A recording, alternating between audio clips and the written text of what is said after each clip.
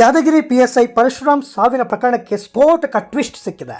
ತೀವ್ರ ಆಕ್ರೋಶ ಪ್ರತಿಭಟನೆಯ ಬಳಿಕ ಯಾದಗಿರಿ ನಗರ ಠಾಣೆಯಲ್ಲಿ ಕಾಂಗ್ರೆಸ್ ಶಾಸಕ ಚನ್ನಾರೆಡ್ಡಿ ಪಾಟೀಲ್ ತುನ್ನೂರ ಹಾಗೂ ಅವರ ಪುತ್ರ ಪಂಪಣ್ಣಗೌಡ ವಿರುದ್ಧ ಎಫ್ಐಆರ್ ದಾಖಲು ಮಾಡಲಾಗಿದೆ. ಪಿಎಸ್ಐ ಪರಶುರಾಮ್ ಅವರ ಸಾವು ತೀವ್ರ ಸಂಚಲನವನ್ನು ಸೃಷ್ಟಿಸಿದೆ.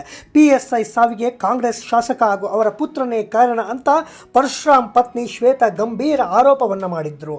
ಯಾದಗಿರಿ ಆಸ್ಪತ್ರೆ ಮುಂದೆ ಪ್ರತಿಭಟನೆ ನಡೆಸಿದ ಹೋರಾಟಗಾರರು ಆರೋಪಿಗಳನ್ನು 24 ಗಂಟೆ ಒಳಗೆ ಬಂಧಿಸಬೇಕು, ಈ ಪ್ರಕರಣವನ್ನು ಸಿಬಿಐ ತನಿಖೆಗೆ ವಹಿಸುವಂತೆ ಒತ್ತಾಯ ಮಾಡ್ತಾ ಇದ್ದಾರೆ. ಪರಶುರಾಮ್ ಪತ್ನಿ ಶ್ವೇತಾ ಅವರ ಈ ಹೋರಾಟಕ್ಕೆ ವಿವಿಧ ಸಂಘಟನೆಗಳ ಕಾರ್ಯಕರ್ತರು ಕೂಡ ಬಹಳ ದೊಡ್ಡ ಮಟ್ಟಿನಲ್ಲಿ ಬೆಂಬಲವನ್ನು ನೀಡಿದ್ದಾರೆ. ಪಿಎಸ್ಐ ಪರಶುರಾಮ್ ಅವರ ಸಾವಿಗೆ ಯಾದಗಿರಿ ಕಾಂಗ್ರೆಸ್ ಶಾಸಕ ಚನ್ನಾರೆಡ್ಡಿ ಪಾಟೀಲ ತುನ್ನೂರ ಅವರೇ ಕಾರಣ ಅನ್ನೋ ಗಂಭೀರ ಆರೋಪ ಕೇಳಿ ಬಂದಿದೆ. ದುಡ್ಡು ಕೊಟ್ಟಿಲ್ಲ ಎಂದು ನಿಯಮ ಬಾಹಿರವಾಗಿ ಪಿಎಸ್ಐ ಪರಶುರಾಮ್ ಅವರನ್ನು ವರ್ಗಾವಣೆ ಮಾಡಿಸಿದ್ದಾರೆ ಎಂದು ಮೃತ ಪಿಎಸ್ಐ ಪತ್ನಿ ಶ್ವೇತಾ ಗಂಭೀರವಾದಂತಹ ಒಂದು ಆರೋಪವನ್ನು ಶಾಸಕರ ವಿರುದ್ಧ ಮಾಡಿದ್ದಾರೆ. ಕಳೆದ 8 ತಿಂಗಳ ಹಿಂದೆ ಯಾದಗಿರಿ ನಗರ ಠಾಣೆಗೆ ಪಿಎಸ್ಐ ಪರಶುರಾಮ್ ಅವರು ಪೋಸ್ಟಿಂಗಿಗೆ 30 ಲಕ್ಷ ರೂಪಾಯಿ ನೀಡಿದ್ದರಂತೆ. 1 ವರ್ಷ ಪೂರ್ಣಗೊಳ್ಳುವ ಮೊದಲೇ ಪಿಎಸ್ಐ ಪರಶುರಾಮ್ ಅವರನ್ನು ನಗರ ಠಾಣೆಯಿಂದ ಸೆಂಟ್ ಠಾಣೆಗೆ ವರ್ಗಾವಣೆ ಮಾಡಲಾಗಿದೆ. ನಗರ ಠಾಣೆಗೆ ಮುಂದುವರಿಯಬೇಕಾದ್ರೆ ಮತ್ತೆ ದುಡ್ಡು ನೀಡಬೇಕು ಅಂತ ಶಾಸಕ ಹಾಗೂ ಶಾಸಕರ ಪುತ್ರ ಒತ್ತಡ ಹೇರಿದ್ದರಂತೆ.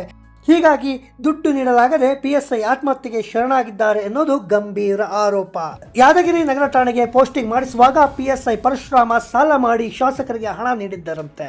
ಅದೇ ಸಾಲ ತೀರಿಸಲಾಗದೆ ಚಿಂತೆಗೀಡಾಗಿದ್ದ ಪಿಎಸ್ಐ ಪರಶುರಾಮ್ಗೆ ಮತ್ತೆ ಹಣ ನೀಡುವಂತೆ ಕೇಳಿದಾಗ ಹಣ ನೀಡದೇ ಇರುವ ಹಿನ್ನೆಲೆಯಲ್ಲಿ ನಗರ ಠಾಣೆಯಿಂದ ಟ್ರಾನ್ಸ್ಫರ್ ಮಾಡಲಾಗಿದೆ. ಹೀಗಾಗಿ ಪಿಎಸ್ಐ ಪರಶುರಾಮ್ ಸಾವಿಗೆ ಕಾಂಗ್ರೆಸ್ ಶಾಸಕ ಹಾಗೂ ಅವರ ಪುತ್ರ ಕಾರಣ ಅಂತ ಪಿಎಸ್ಐ ಪತ್ನಿ ಶ್ವೇತಾ ಆಕ್ರೋಶವನ್ನು ವ್ಯಕ್ತಪಡಿಸ್ತಾ ಇದ್ದಾರೆ. ಒಟ್ಟಿನಲ್ಲಿ ಈಗ ಶಾಸಕರು ಹಾಗೂ ಅವರ ಪುತ್ರನ ವಿರುದ್ಧ ಎಫ್ಐಆರ್ ದಾಖಲಾಗಿದೆ. ಶಾಸಕರು ಹಾಗೂ ಅವರ ಪುತ್ರ ಅರೆಸ್ಟ್ ಆಗ್ತಾರಾ? ಕಾದು ನೋಡಬೇಕು. ಈ ಬಗ್ಗೆ ನಿಮ್ಮ ಅಭಿಪ್ರಾಯ ಏನು? ಕಾಮೆಂಟ್ ಮಾಡಿ.